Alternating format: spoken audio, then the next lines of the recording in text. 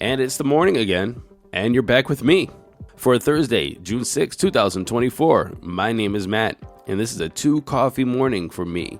I have a little espresso maker, or, one of those things, percolator, right? Italian style, put it on the stove. Usually I do one in the morning, in the afternoon, hit it Celsius before I hit the gym. But today is a 2 coffee morning. Don't know why. Slept absolutely perfect, knowing that Bitcoin was like $71,000. We'll check that out in a little bit, but let's get into today's news. A lot of interesting news today, to be honest with you. A lot of very, fun, in my opinion. So let's start with Robinhood. Robinhood, as you guys know, the Robinhood trading platform that has stocks and fractional stocks and cryptos, and that wouldn't let me take my Matic off after they said they're going to support Matic anymore because they got a little bit of scared by the SEC, but that's a whole other story. They've agreed to acquire crypto exchange Bitstamp as it looks to expand its crypto presence globally and attract institutional clients. It is a $200 million all-cash deal and expected to close in the first half of 2025. And I really want to know the details about this. If it's an all-cash deal, that means they're just saying, hey, here's the cash, give me your product, do a handover, and we'll take it from here, and you guys just get the FI here?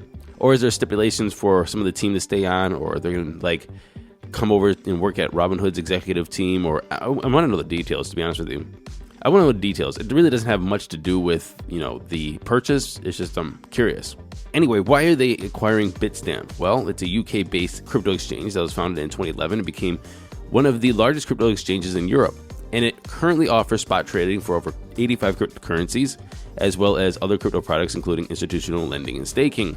The thing is that it's one of the most regulated in the market, holding more than 50 licenses and registrations globally. So, of course, as you can see, what they're doing is they're not just buying their user base and their platform that already has, trading and clients and so on and so forth.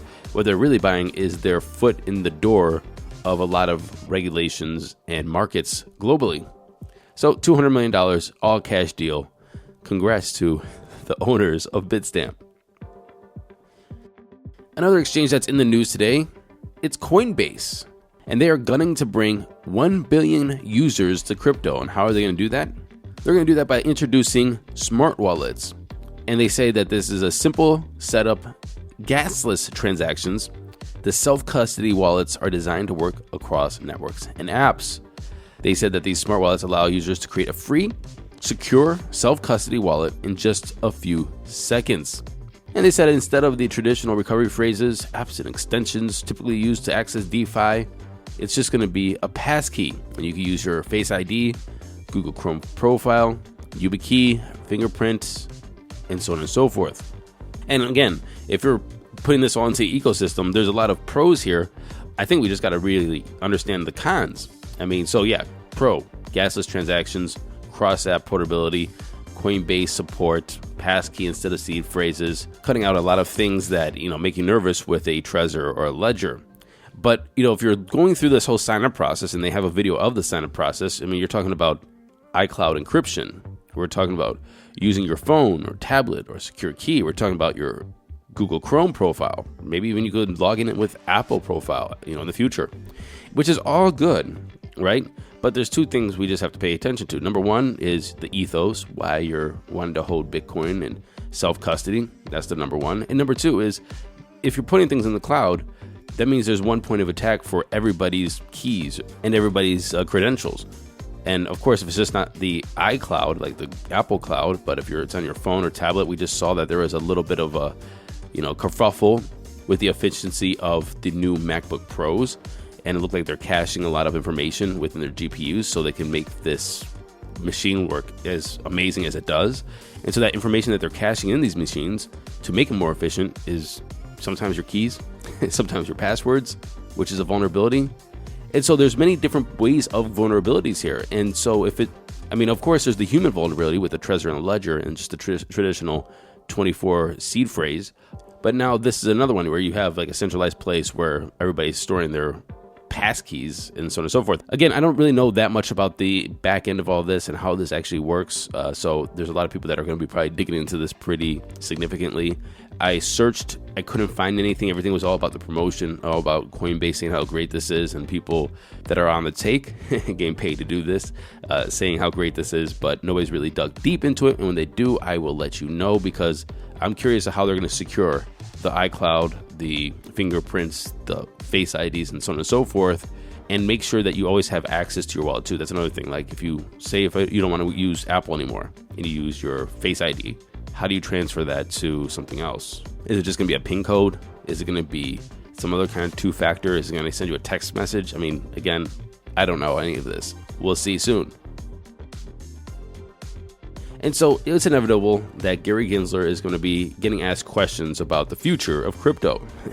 He is basically trying to hinder any future crypto might have. And so the Securities and Exchange Commission chair, Gary Gensler, found himself criticizing the crypto industry on live TV again yesterday, and obviously playing his favorite tune, the scam-riddled sector rife with hucksters and fraudsters. He's sung that song quite a bit. But it also seems that he's toning down a lot of his rhetoric. Alexander Grieve, he tweeted, he said, the SEC chair, Gary Gensler, on at CNBC Squawk Box this morning, note the pivot on all tokens are securities to tokens lack proper disclosure. Let me say that again. He pivoted from saying all tokens are securities to saying tokens lack proper disclosure. And so why is Gary Gensler making this change so suddenly, especially on Ethereum? A lot of people are pointing to the 2024 election and how fast it's coming and how much the crypto lobby is dumping into elections. About $160 million so far they have in their bank account to launch into tight congressional races, Senate races, House races, and maybe even a presidential race or two. I guess future seeing crystal ball looking into financial analysts, they're predicting, and I don't know why you have to predict this, is pretty damn obvious, but okay, they're probably approving a spot Ethereum ETF. The SEC has opened the floodgates to other altcoin spot ETFs like Solana and XRP. No shit, that's pretty damn obvious. Obviously, when is the next ETF? Let's get Ethereum done, and then who's next? Jim Cramer is asking Gary Gensler about the likelihood of an imminent Bonk ETF. Let's just say that Gary G, he sidestepped that question.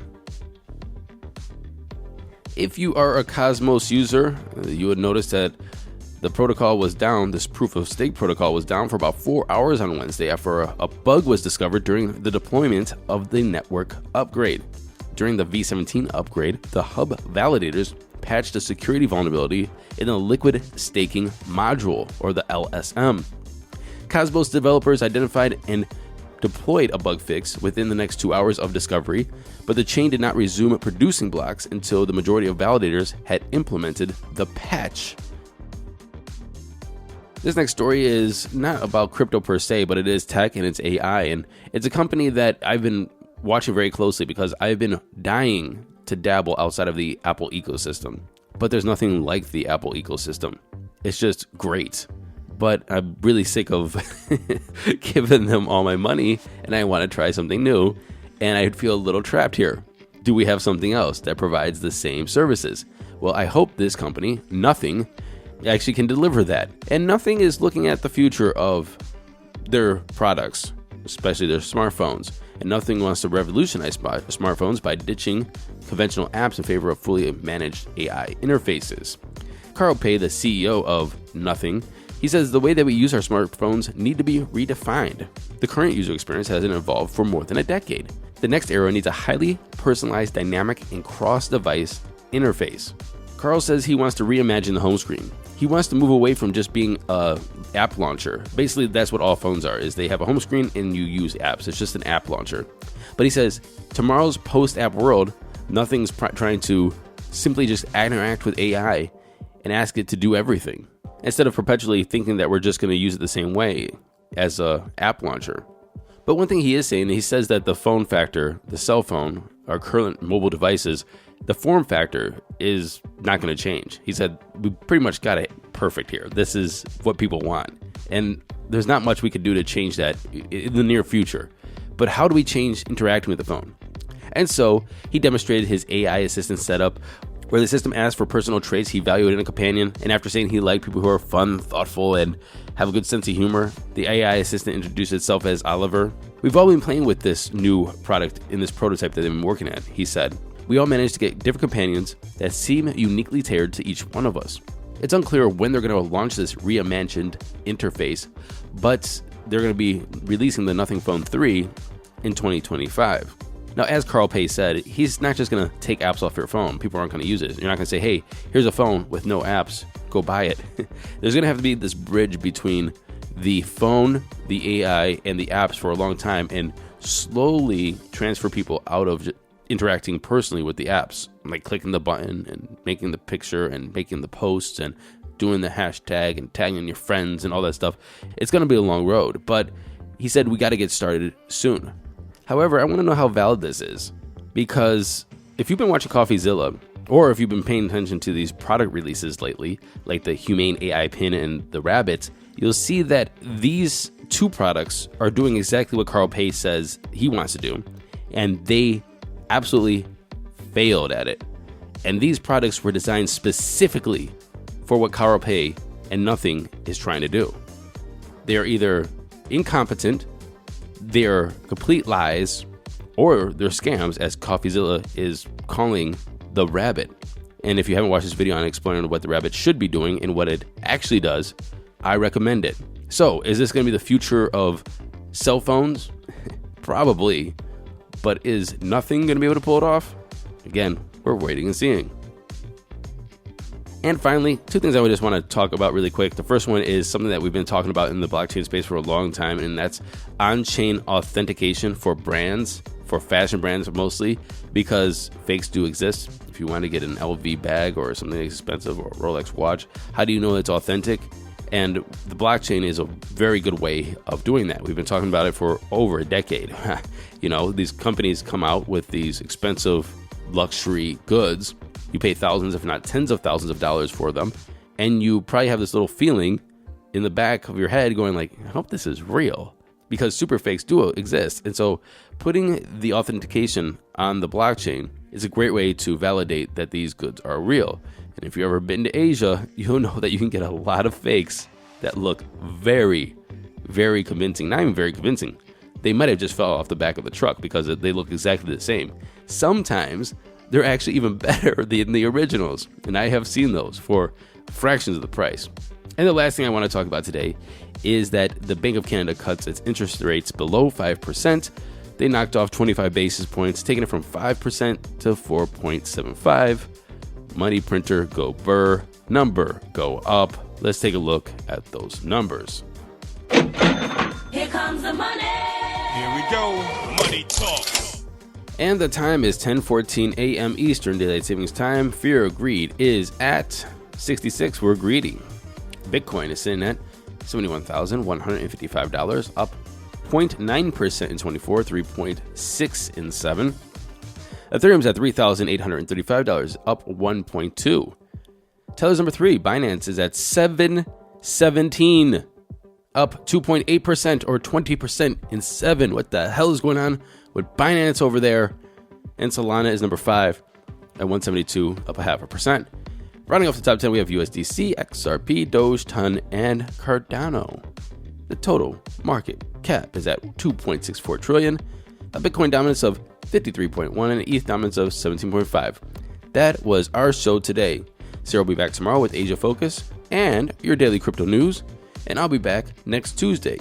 Until then, please do me a favor and like, subscribe, share, leave us a comment on Apple Podcasts, send me an email, matt@dailycryptonews.net if you like, but also subscribe to our Substack and our Twitter at DCN Daily Crypto. And until tomorrow, happy hodling, everyone.